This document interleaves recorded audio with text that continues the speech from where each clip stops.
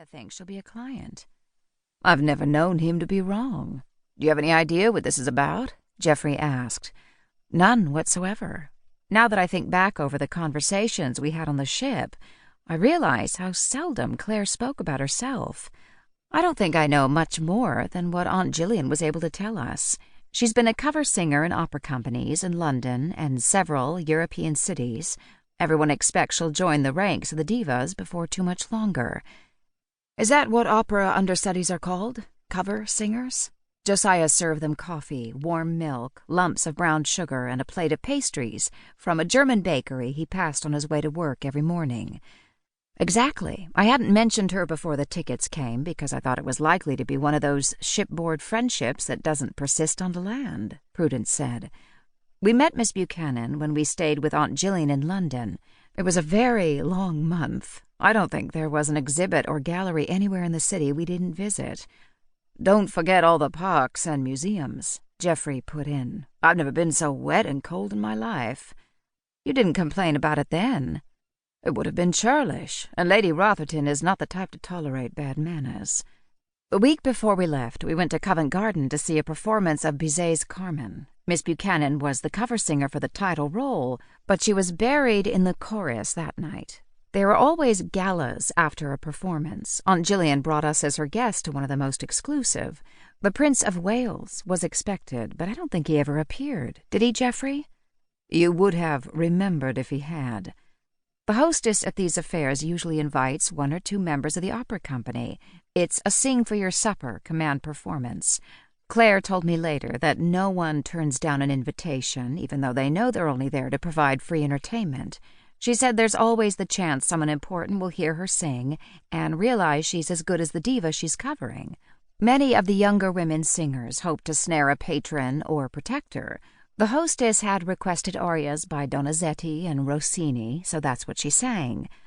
"Her voice is one of the loveliest sopranos I've ever heard," contributed Geoffrey. "Rich and full, but not shrill or heavy. There was very little conversation while she performed. It was a great compliment given the amount of champagne flowing that night. My aunt introduced us, since we three were the only Americans at the soiree." "I thought your aunt was American." Josiah looked confused.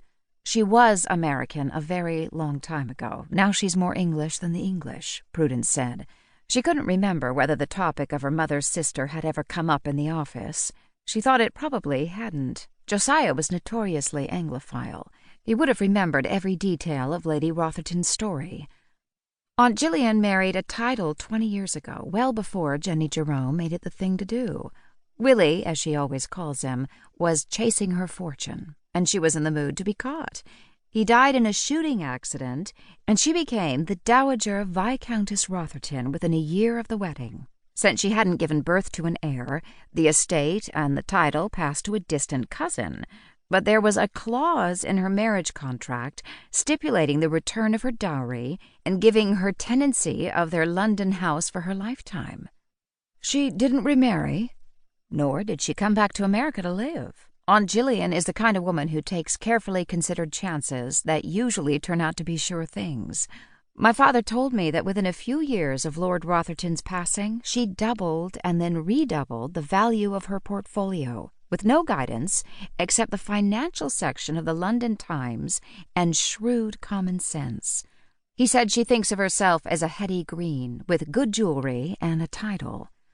From what I observed while we were there, a wealthy widow can lead a very fine life in Victoria's London, even though the Queen herself has been in mourning for as long as anyone can remember." Geoffrey helped himself to one of the pastries.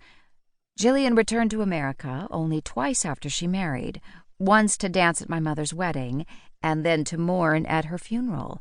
She said she remembered me as a beautiful 6-year-old child who reminded her so painfully of her younger sister that she fled back to London as soon as decently possible."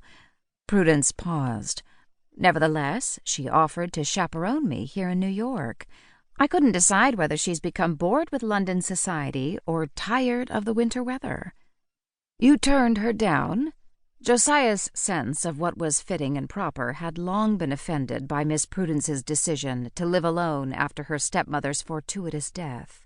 If he hadn't been afraid of unforgivably offending